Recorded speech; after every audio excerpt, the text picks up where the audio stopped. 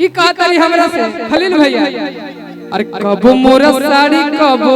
सायला सराता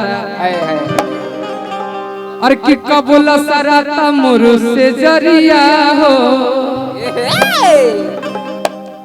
कि आबे लमाजा अनुपमा जी अरे के धारे में पाजा प्रेजेंटेड बाय ए ब्याज तू ठेके था हमने के जैसे तैसे मियाज हो गए था ये है कृपया दूरी पर रखे बारिश होने का संभावना है अरे की हो जाला गलतियां मेरे में अरे की तदे बर चटनी चटावे दलानी दादरा ए दादरा दे बर चटनी चटावे दलानी में पिंटू जी अरे कितना जब जाले बलम खरी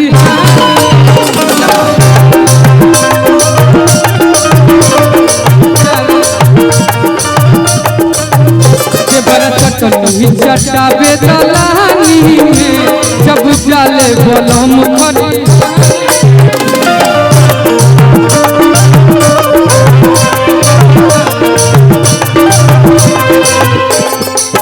कबो सलवार कबो साया लसरा कबो लसरा तमुर छबना हो कबो सलवार कबो साड़ी लसरा कबो लसरा तमुर छबना आबला मजा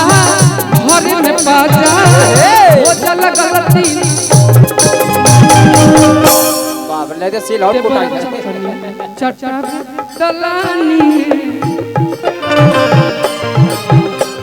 दे बर चटनी चटावे दलानी में जब जाले बलम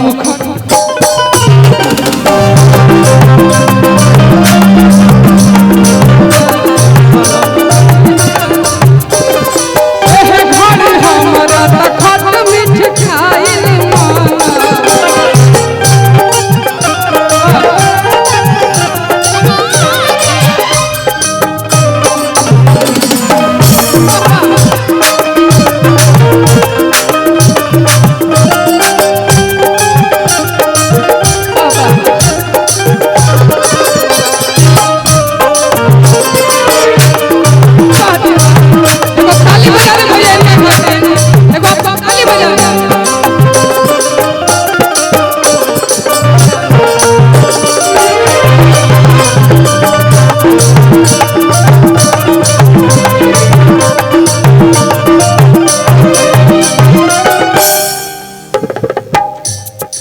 चाहेंगे बिक्कू जी और अनुपमा जी से हम निवेदन करेंगे कि आप भी मंच पर आ जाएं, कुछ डुएट गीत हो जाए तो और मजा आ जाए। महफिल में चार चांद लग जाएगी और वाकई में मेरा भाई मगही स्टार तो भाई के लिए तालियां होनी चाहिए ना, भरपूर तालियां चिल्ला के तली। भैया एक मिनट, अनुपमा जी आप so please come on the stage. आप भी वो थोड़ा नोक झोंक होते रहता है, आप आइए। अतना नु माने लेकिन छोड़ी क्या बात है बिग भैया। हाँ जरूर आई। और कि तुम सा कोई प्यारा कोई मासूम नहीं ना, तुम जानो हो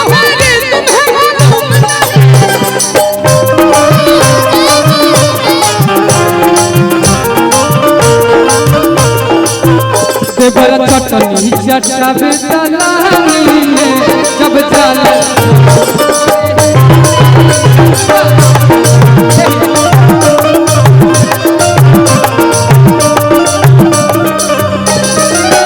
वैसे नहीं वही तो उनका खातिर हम गाने को रखले बानी। लइका का मन लस फसा है थकान के न था है बा, मन लस फसा है थकान के न था है बा, गरम के दिनवा तो बहुते चौपा है बा, गरम के दिनवा तो बहुते चौपाहे बा इधर आइए चले लेकिन एक बात बोले कि मुखड़ा चांद के बटुकरा चकोर लगेलू मुखड़ा चांद के बटुकरा चकोर लगे आ कौना साबुन से नहालू अतना गोर लगेलू कौन साबुन से नहालू अतना गोर लगेलू मुखड़ा चांद के बटुकड़ा चकोर लगेलू मुखड़ा चांद के बटुकड़ा चकोर लगेलू कौन साबुन से नहालू अतना गोर लगेलू